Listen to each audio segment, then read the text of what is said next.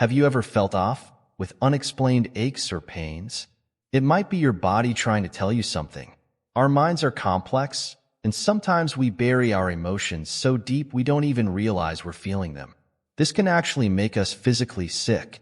The most curious and hazardous aspect of human nature is how hard it is for us to recognize our true feelings. Our minds become cluttered with unprocessed thoughts and hidden emotions. We might be angry or sad without even realizing it, or feel guilty or envious without understanding why. This happens because we resist acknowledging ideas that might disrupt our sense of calm, self-image, and comforting illusions about ourselves. For example, we might tell ourselves we can't be angry because we're kind people who wouldn't feel negatively about a beloved elderly relative.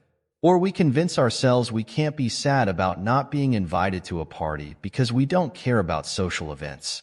Similarly, we might believe we can't be envious because we don't see ourselves as the type to covet what others have. Our minds prefer to forget rather than understand, but deep down, we do have a conscience. There is a part of us that wants the truth, even if it's unpleasant.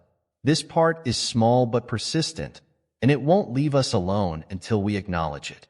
The body talks when the mind won't. When we don't acknowledge our emotions, they don't just disappear. They can show up in our bodies as physical problems. To get our attention, it can create various problems, like breakdowns, illnesses, twitches, and compulsions, trying to make us realize there's something we need to face. When our conscience can't get through to our minds, it affects our bodies instead, turning our unacknowledged feelings into physical symptoms. For instance, if we don't acknowledge our anger, it might show up as lower back pain. If we don't deal with our anxiety, we might feel it in our gut.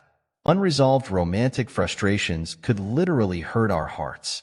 These unfelt feelings can cause issues like back pain, constipation, insomnia, migraines, and heart problems. Doctors, even though they mean well, often don't ask the right questions. They focus on fixing physical problems without considering emotional causes. They might not see that an ex-partner could be behind kidney issues, or that suppressed anger towards a parent could be causing back problems. We need to address these issues ourselves to relieve our bodies of their silent suffering. One way to do this is through a simple exercise. Imagine each part could talk. What would it say? While lying in bed with your eyes closed, mentally focus on different parts of your body and ask, if this could speak, what might it want to tell me? Your heart, legs, shoulders, and stomach might have messages for you.